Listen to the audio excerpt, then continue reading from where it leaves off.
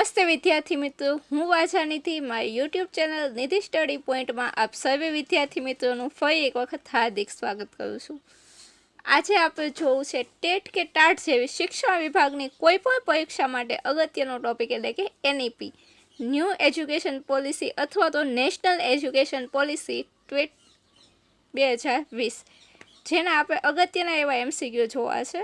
તમે કોઈ પણ એકેડમીમાં જશો અને કદાચ એની ફી ભરશો તો પણ તમને આવા MCQ નહીં જોવા મળે. આજે આપણે એવા અગત્યના અને NEPમાંથી વારંવાર પૂછાતા હોય તેવા MCQ આપણે જોવા છે. તો શરૂઆત કરીએ. પ્રશ્ન પહેલો, રાષ્ટ્રીય શિક્ષણ નીતિ 2020ના ઘડતર માટે રચાયેલી ડ્રાફ્ટિંગ કમિટી છે, એની અધ્યક્ષ કોણ હતા? ડ્રાફ્ટિંગ કમિટીના અધ્યક્ષ કોણ હતા?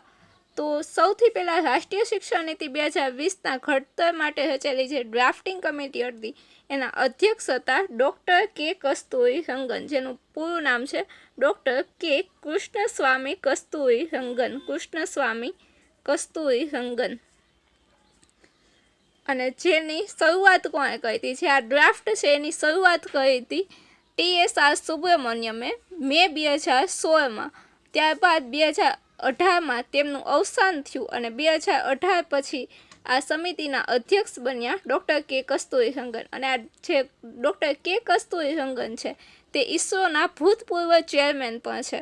તો આપણે ડ્રાફ્ટિંગ કમિટીની આખી વસ્તુ છે વાત છે એ કરી લીધેલી છે.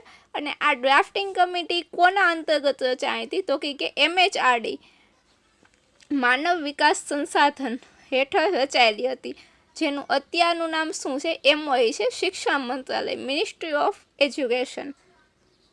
જોઈએ આપણો સાચો જવાબ અહીંયા ડૉક્ટર કે કસ્તુરીરંગન છે, જેનું પૂરું નામ છે કૃષ્ણસ્વામી કસ્તુરીરંગન. ત્યારબાદ પ્રશ્ન 2 જોઈએ. મે 2016માં નવી શિક્ષણ સમિતિની ઉત્ક્રાંતિ evolution of new education policy માટેની સમિતિનો અહેવાલ કોણે સુપરત કર્યો હતો? જો મે 2016ની વાત કરી છે તો હમણાં જ આપણે વાત કરી કે સૌથી પહેલાં મે 2016માં નવી શિક્ષણ સમિતિ હતી કોના અધ્યક્ષતામાં હતી? તો કે TSR સુબ્રમણ્યમના અધ્યક્ષતામાં હતી. ત્યારબાદ 2018માં તેમનું અવસાન થયું, તેથી તે અધ્યક્ષ એના કોણ બન્યા? ડૉક્ટર કે કસ્તુરીરંગન બન્યા. ત્યારબાદ જોઈએ પ્રશ્ન 3, NEP 2020 અંતર્ગત શાળા શિક્ષણમાં 100% ગ્રોસ એનરોલમેન્ટ રેશિયો. તો કે શાળા શિક્ષણમાં 100% ગ્રોસ એનરોલમેન્ટ રેશિયો છે એ હાંસલ કરવાનું લક્ષ્ય કયા વર્ષ સુધીનું નિર્ધારિત કરવામાં આવ્યું છે?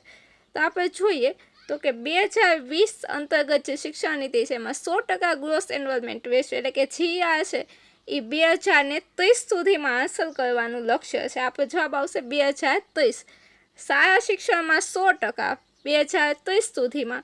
અને એની સાથે જ આપણે બીજો પ્રશ્ન જોઈએ તો કે ઉચ્ચ શિક્ષણ છે, ઉચ્ચ શિક્ષણમાં 50%. ઉચ્ચ શિક્ષણમાં 50% 2035 સુધીમાં. શાળા શિક્ષણ મીન્સ કે પ્રાઇમરી 1 થી 8 ને 9 થી 12 બધું એમાં આવી જાય. ઉચ્ચ શિક્ષણ એટલે કે કયું શિક્ષણ? તો કે યુનિવર્સિટી કોલેજનું શિક્ષણ છે. તો ઉચ્ચ શિક્ષણમાં 50%નો 2035 સુધીમાં લાવવાનો છે. અને શાળા શિક્ષણ એટલે કે આપણા જે આખું 1 થી 12 લગીનું જે છે એને આપણે શાળા શિક્ષણ કહીએ. એમાં 100% ગ્રોસ એનરોલમેન્ટ રેશિયો ક્યાં સુધી? 2030 સુધીમાં લાવવાનું લક્ષ્ય છે.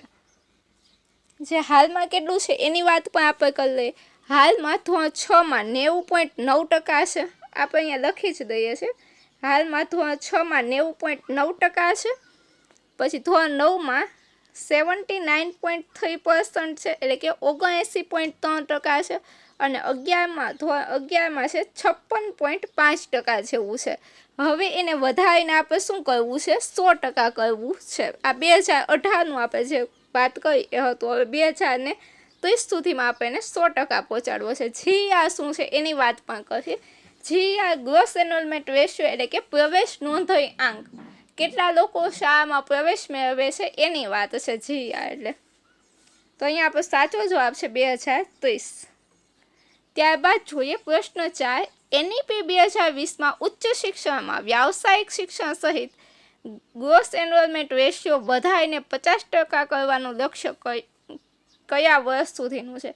એની વાત પણ અમે આગળના પ્રશ્નમાં જ આપણે કરી લીધી. 2035 સુધીમાં ઉચ્ચ શિક્ષણમાં GI કેટલો વધારીને 50% કરવાનો છે. GI અત્યારે કેટલો છે? તો કે 26.3% જેવો છે ઉચ્ચ શિક્ષણમાં, જેને વધારીને આપણે કરવો છે 50%. ત્યારબાદ જોઈએ પ્રશ્ન 5. NEP 2020 મુજબ ઉચ્ચ શિક્ષણ સંસ્થાઓ HIISના સંલગ્નની સિસ્ટમને કેટલા વર્ષના સમયગાળામાં તબક્કાવાર નાબૂદ કરવામાં આવશે? તો કે 15 વર્ષમાં શું કરવાનું છે? આ જે ઉચ્ચ શિક્ષણ સંસ્થાઓ છે એને તબક્કાવાર આપણે નાબૂદ કરવાની છે 15 વર્ષ સુધીમાં. ત્યારબાદ જોઈએ પ્રશ્ન 6. શૈક્ષણિક મૂલ્યાંકન માટે સૂચવવામાં આવેલા નવા રાષ્ટ્રીય મૂલ્યાંકન કેન્દ્ર પરખનું પૂર્ણ નામ શું છે? શૈક્ષણિક મૂલ્યાંકન માટે સૂચવવામાં આવેલા નવા રાષ્ટ્રીય મૂલ્યાંકન કેન્દ્ર પરખનું પૂર્ણ નામ શું છે? પરખ એ ખૂબ જ અગત્યનું છે. પરખ શું છે? તો કે બધી સારા સંસ્થાઓ છે એનું મૂલ્યાંકન કરવા માટે આવેલું એક કેન્દ્ર છે, જેનું પૂર્ણ નામ પૂછાઈ શકે છે. પૂરું નામ છે performance assessment review and analysis knowledge for holistic development. Performance assessment review and analysis knowledge for holistic development. આ ખાસ તમે યાદ રાખજો. P for performance, A for assessment, R for review, A for analysis, K for knowledge અને H for holistic development. Performance assessment review and analysis knowledge for holistic development. આપણો option એ છે, એ જ આપણો સાચો જવાબ છે. ત્યારબાદ જોઈએ પ્રશ્ન 7. NEP 2020ની 5+3+3+4 સિસ્ટમમાં મિડલ સ્ટેજ એટલે કે મધ્ય તબક્કો છે એ કયા ધોરણ અને કયા ઉંમરના બાળકોને આવરી લે છે? મધ્ય તબક્કો આપણે બધા જ તબક્કાની વાત અહીંયા કરી લઈએ. 5 જે છે પહેલું 5 એ છે ફાઉન્ડેશનલ સ્ટેજ. પેલું 5 છે એને આપણે કહીએ છીએ foundational stage. Foundational stage. Foundational સ્ટેજમાં કોણ આવશે? તો કે જુનિયર કેજી, સિનિયર કેજી, બાલવાટિકા અને ધોરણ 1 અને 2નો સમાવેશ થાય છે. ફાઉન્ડેશનલ સ્ટેજમાં સિનિયર કેજી, જુનિયર કેજી, પછી બાલવાટિકા, ધોરણ 1 અને ધોરણ 2નો સમાવેશ થાય છે. આ 5 વર્ષનું એટલે કે ત્યારે બાળકની ઉંમર કેટલી હશે? તો કે ધોરણ ઉંમર હશે 3 થી 8 વર્ષની. ત્યારબાદ 3 છે એ શું છે? તો કે ધોરણ 3 થી લઈને 5 વર્ષની ઉંમરનું બાળક, જેને આપણે શું કહીએ છીએ? પ્રિપેટરી સ્ટેજ. પ્રિપેટરી સ્ટેજ ધોરણ 3 થી 5 એટલે કે 8 થી 11 વર્ષનું બાળક. ત્યારબાદ જે 3 છે એને કહેવાય છે મિડલ સ્ટેજ. મિડલ સ્ટેજ અને એમાં બાળક કેવડું હશે? તો કે 11 થી 14 વર્ષનું થશે મિડલ સ્ટેજમાં, ધોરણ 6 થી 8. અને ત્યારબાદ છે 4, એ 4 છે સેકન્ડરી સ્ટેજ. ત્યારબાદના 4 છે એને કહેવામાં આવે છે સેકન્ડરી સ્ટેજ. અને આ સેકન્ડરી સ્ટેજમાં બાળક કેવડું હશે? તો કે 11 થી લઈને 18 વર્ષનું બાળક હશે. એટલે કે જે પહેલાં આપણે RTEમાં વાત કરતા 6 થી 14 વર્ષના બાળકોના મફત શિક્ષણની, તેની હવે NEP વધારીને કેટલી કરી છે? 3 થી 18 વર્ષના બાળકોની. અહીંયા આપણને પૂછ્યું છે મિડલ સ્ટેજમાં કયા હશે? તો મિડલ સ્ટેજ કોને કહેવાય છે? તો કે ધોરણ 6 થી 8 ઉંમર હશે ત્યારે 11 થી 14 વર્ષની બાળકની, જેને આપણે કહીએ છીએ મિડલ સ્ટેજ. ત્યારબાદ જોઈએ પ્રશ્ન 8. સામાન્ય શાળાઓમાં શિક્ષક વિદ્યાર્થી ગુણોત્તર PTR એટલે કે પ્યુપિલ ટીચર રેશિયો. PTR ને આપણે કહીએ છીએ pupil teacher ratio. Pupil teacher ratio 30.1 રાખવાનું સૂચન છે, પરંતુ SEDGs એટલે કે સામાજિક આર્થિક રીતે વંચિત જૂથોના બાળકોની સંખ્યા ધરાવતા વિસ્તારોમાં આ ગુણોત્તર કેટલો રાખવાની ભલામણ છે? તો કે જ્યારે સામાજિક આર્થિક રીતે વંચિત જૂથના બાળકોની વાત આવે ત્યારે આ ગુણોત્તર કેટલો થશે? તો કે ત્યારે આ ગુણોત્તર છે એ 25:1 થશે, એટલે કે 25 વિદ્યાર્થીઓ એક શિક્ષકની ભલામણ છે સામાજિક આર્થિક રીતે વંચિત જૂથના બાળકો માટે. ત્યારબાદ જોઈએ પ્રશ્ન 9. એનઈપી 2020માં ઉલ્લેખિત SEDGSનું પૂર્ણ નામ શું છે? તો કે જો SEDGS socio economically disadvantages group, એટલે કે સામાજિક આર્થિક રીતે વંચિત બાળકોનું જે જૂથ છે એની વાત છે. Socio economically disadvantages group, option number B છે એ આપણો સાચો જવાબ છે. Socio economically disadvantages group.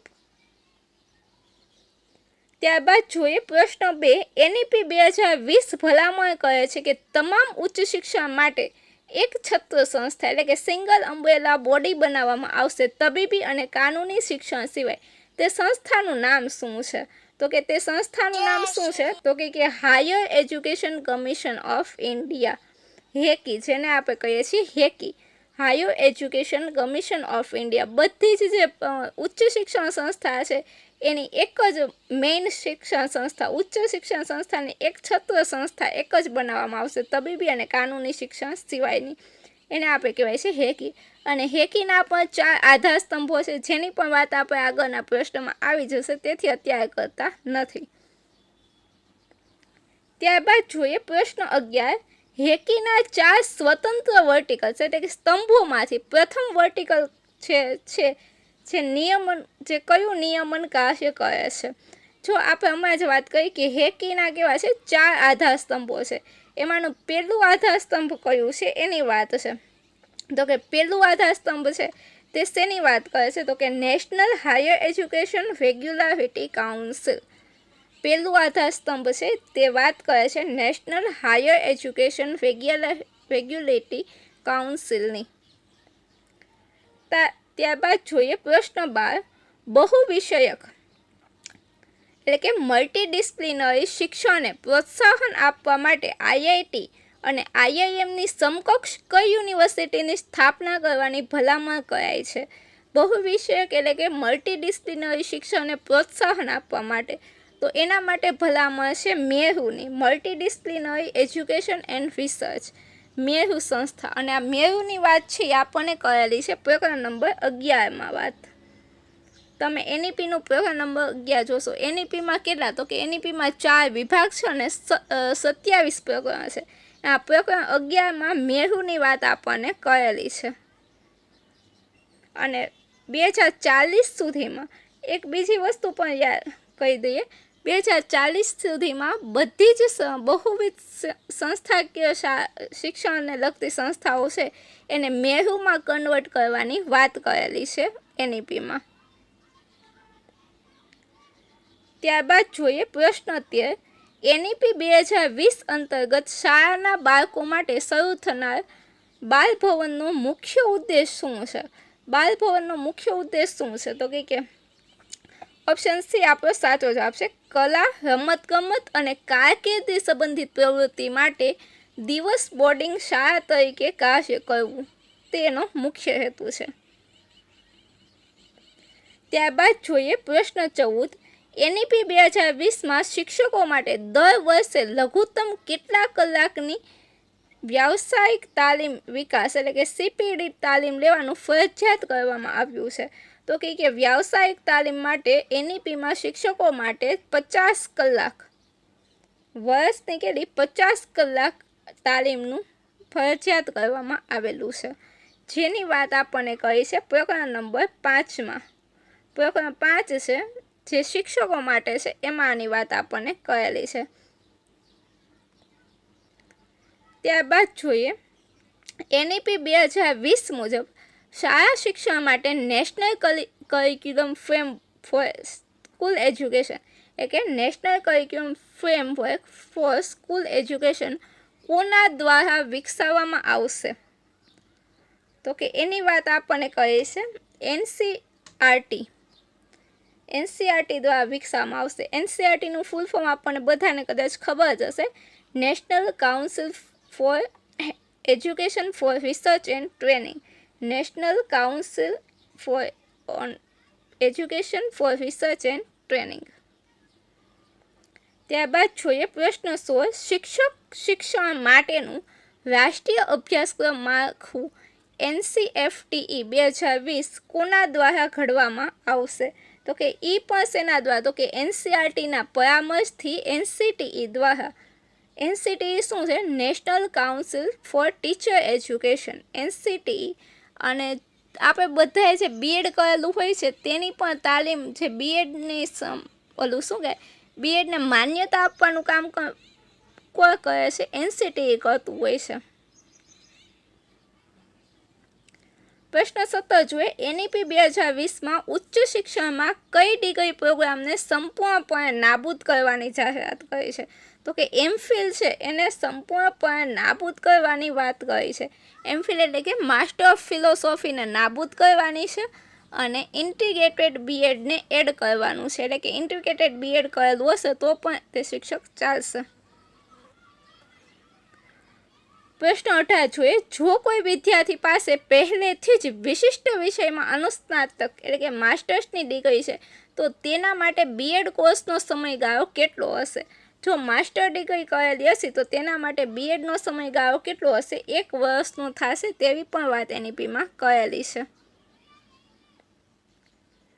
ત્યારબાદ જોઈએ પ્રશ્ન 19. એકેડેમિક બેંક ઓફ ક્રેડિટ ABCની સ્થાપના પાછળનો મુખ્ય હેતુ શું છે? ઘણી વખત તમને આ ABCનું ફૂલ ફોર્મ પણ પૂછાય છે. એકેડેમિક બેંક ઓફ ક્રેડિટ અને સ્થાપના પાછળનો મુખ્ય હેતુ શું છે? તો કે ઉચ્ચ શિક્ષણમાં મલ્ટિપલ એન્ટ્રી એન્ડ એક્ઝિટની સુવિધા આપે તેઓ ડિજિટલ ક્રેડિટ જમા કરવા. Option C. ત્યારબાદ જોઈએ પ્રશ્ન 20. NEP 2020 અંતર્ગત ધોરણ 6 થી શરૂ થતા વ્યાવસાયિક શિક્ષણ વોકેશનલ એજ્યુકેશનના ભાગરૂપે કેટલા દિવસનો બેગલેસ પીરિયડ સૂચવવામાં આવ્યો છે? NEP 2020માં ધોરણ 6 થી આપણને બધાને ખબર છે કે અત્યારે બેગલેસ દિવસ અથવા તો એન્જોયફુલ સેટરડે તરીકે પણ આપણે ઉજવીએ છીએ. એને કેટલા દિવસ? તો કે વર્ષમાં 10 દિવસનો આ સૂચવવામાં આવ્યો છે. ત્યારબાદ જોઈએ રાષ્ટ્રીય શિક્ષણ નીતિ 2020 એ શિક્ષણ પરના કુલ સરકારી ખર્ચના દેશના GDPના કેટલા ટકા સુધી લઈ જવાનું લક્ષ્ય રાખ્યું છે? તો કે GDPના 6%. GDP એટલે શું? તો કે ગ્રોસ ડોમેસ્ટિક પ્રોડક્ટ. ડોમેસ્ટિક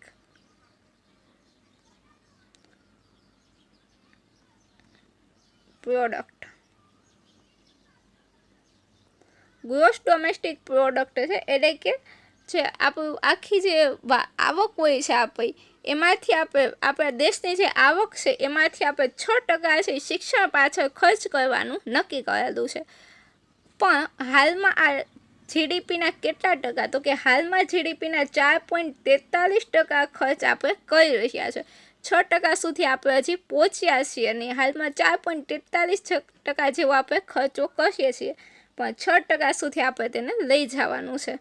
તો ઘણી વખત આ GDPનો પ્રશ્ન પૂછાતો હોય છે. GDPનું ફૂલ ફોર્મ પણ યાદ રાખો, ગ્રોસ ડોમેસ્ટિક પ્રોડક્ટ. ત્યારબાદ જોઈએ પ્રશ્ન 22. ડિજિટલ શિક્ષણ અને શૈક્ષણિક ટેકનોલોજીના ઉપયોગ અંગે સલાહ આપવા માટે કઈ નવી સ્વાયત્ત સંસ્થાની રચના કરવામાં આવી છે? ડિજિટલ શિક્ષણ અને શિક્ષણમાં ટેકનોલોજી અંગે તો કે national education technology forum NETF national education technology ફોરમની રચના કરવામાં આવી છે. અને આની વાત આપણને આપેલી છે NEPના પ્રકરણ નંબર 23માં. આ પણ ઘણી વખત પૂછાય છે કે NETFની જે વાત છે એ કયા પ્રકરણમાં કરવામાં આવી છે? તો કે પ્રકરણ નંબર 23માં એની વાત છે એ આપણને કરેલી છે. નામ ખાસ યાદ રાખવાના છે બધાના. National education technology forum. ત્યારબાદ જોઈએ પ્રશ્ન 23. NEP 2020 મુજબ શિક્ષકો માટે રાષ્ટ્રીય વ્યાવસાયિક ધોરણ NPST કયા વર્ષ સુધીમાં વિકસાવવામાં આવશે? તો કે વર્ષ 2022 સુધીમાં. આ NPSTનું ફૂલ ફોર્મ પણ આપણે ખાસ યાદ રાખીએ. NPSTનું ફૂલ ફોર્મ શું છે એની વાત પણ આપણે કરી લઈએ. તો એનપીએસટીનું ફૂલ ફોર્મ છે national professional standard for teachers. National professional standards for teachers. એનપીએસટીનું ફૂલ ફોર્મ ખાસ યાદ રાખવાનું છે, national professional standards for teachers. અને એ કયા વર્ષ સુધીમાં વિકસાવવામાં આવશે? તો કે 2022 સુધીમાં. ત્યારબાદ જોઈએ પ્રશ્ન 24. ભાષાના સંરક્ષણ અને અનુવાદ માટે એનઈપી 2020 દ્વારા કઈ નવી સંસ્થા સ્થાપવાની ભલામણ કરી છે? ભાષાના સંરક્ષણ અને અનુવાદ માટે. તો કે ભાષાના સંરક્ષણ અને અનુવાદની વાત હોય એટલે આપણે ઓપ્શન નંબર બી આપણો સાચો જવાબ બનશે. Indian institute of translation and interpretation. Option B છે એ આપણો સાચો જવાબ છે. Indian institute of translation and interpretation, IITI. ત્યારબાદ જોઈએ પ્રશ્ન 25. શાળાઓમાં પાયાની સાક્ષરતા અને સંખ્યાગાન એટલે કે FLN ફાઉન્ડેશન લિટરસી એન્ડ ન્યુમરસી હાંસલ કરવા માટે કયું રાષ્ટ્રીય મિશન શરૂ કરવામાં આવ્યું છે? પાયાની સાક્ષરતા અને સંખ્યાજ્ઞાન FLN foundational literacy and numeracy, એની માટે રાષ્ટ્રીય મિશન શરૂ કરવામાં આવ્યું છે નિપુણ ભારત. નિપુણ ભારતનું તમને ફૂલ ફોર્મ પણ પૂછાય તે પણ આપણે જણાવી દઈએ. અને આ FLN છે એ આપણે ક્યાં સુધીમાં હાંસલ કરવાનો છે? તો કે 2025 સુધીમાં. એનઈપીમાં આની વાત આપી છે 2025 સુધીમાં. અને નિપુણ ભારત અંતર્ગત 2026-27માં આપણે આ જે ધોરણ 3 સુધીના બાળકો, એનું મેઇન કામ શું છે?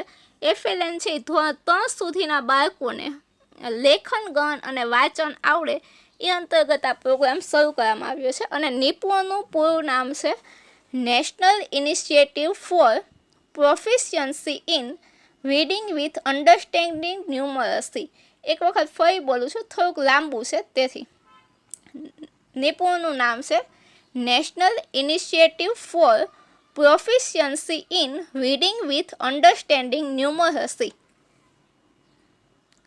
ચલો, આજના આ પ્રશ્નો છે અહીં સુધી રાખીએ. ફરી મળીશું આવતા લેક્ચરમાં. તમને આ પ્રશ્નો કેવા લાગ્યા તે જરૂરથી કમેન્ટમાં લખજો. અને જો તમને આનો ભાગ 2 જોતો હોય આપણે 100 MCQ જેવી આખી એક સિરીઝ રાખશું, જ્યાં 25-25 MCQને આપણે પાર્ટ બનાવીને લાવશું. તો તમને વિડીયો કેવો લાગ્યો તે જરૂરથી લખજો. જો તમને વિડીયો ગમ્યો હોય તો તમારા અન્ય મિત્રો સુધી શેર કરો. અને જો તમે ચેનલ પર નવા હોય તો ચેનલને સબસ્ક્રાઈબ કરો. Thank you so much.